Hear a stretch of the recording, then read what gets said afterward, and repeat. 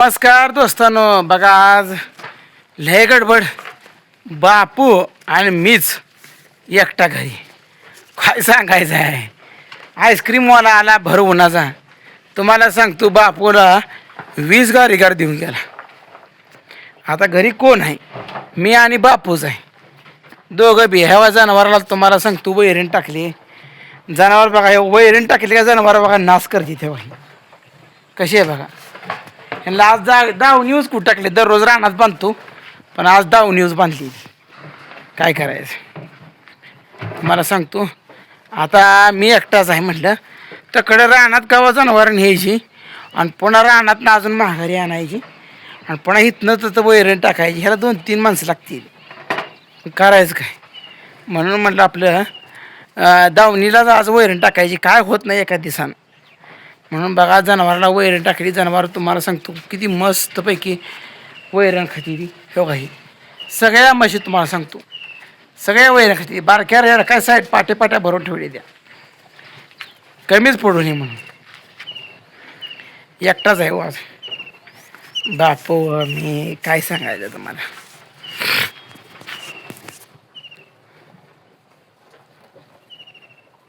होय, पेरू लागले तर पोरं तुम्हाला सांगतो मोठं पेरू खुश देण्याचं.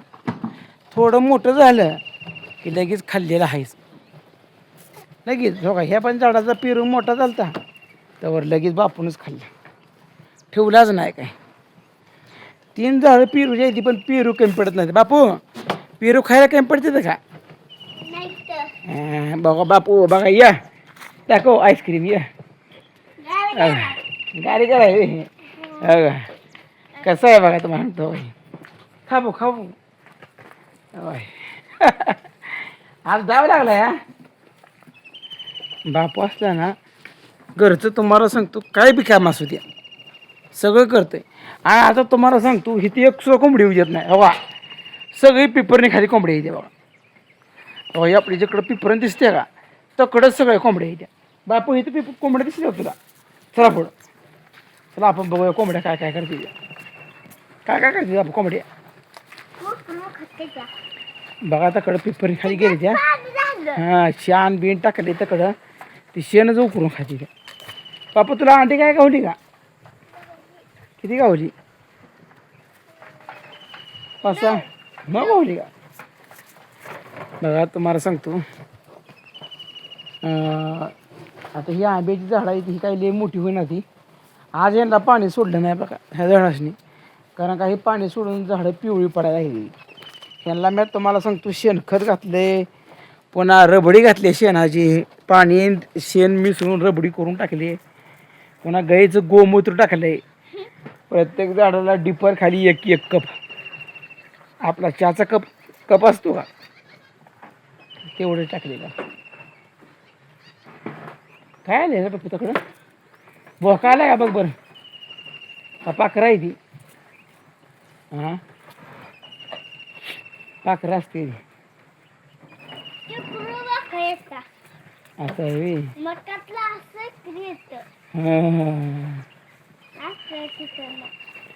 तुम्हाला सांगतो तवा कोंबडी नेल्यापासून बोका झाला नाही. हां त्याच्यात 21 राहिले. मग एकुडच आहे ते. हां एक मरली बघा. तुम्हाला सांगतो बापूला सगळं देण्यात असतं बघा. माझं एवढं देण्यात होत नाही, एवढं बापूला असतं.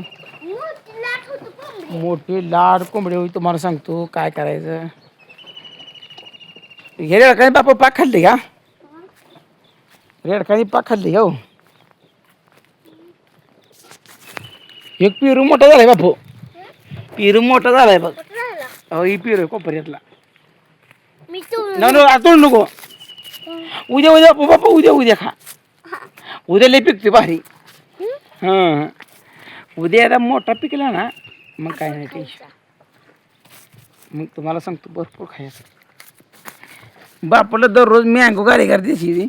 आज ही लालच आणली बघा, दुसरी गाडी करायची नव्हती. मँगो आहे ती आपली बापू थोडी येते तो आपल्याला खातो आहे ना. भुका लागल्या मला म्हटला.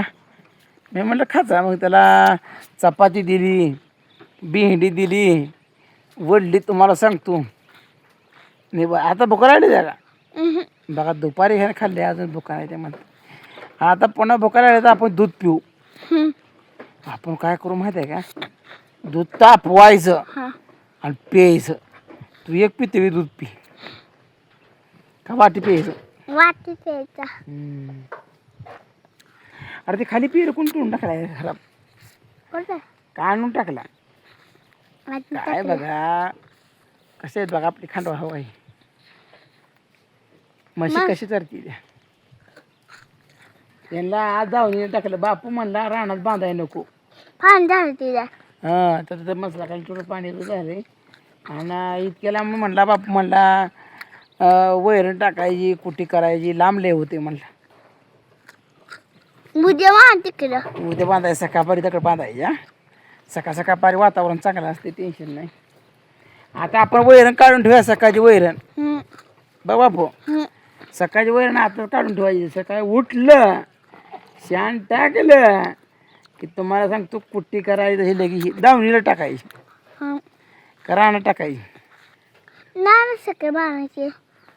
हां सकाळ उठलं का रानात बांधायची बरोबर. तर दोस्तांनो तुमचं कसं काय चाललंय? उन्हाळा काय म्हणते तुमच्याकडं?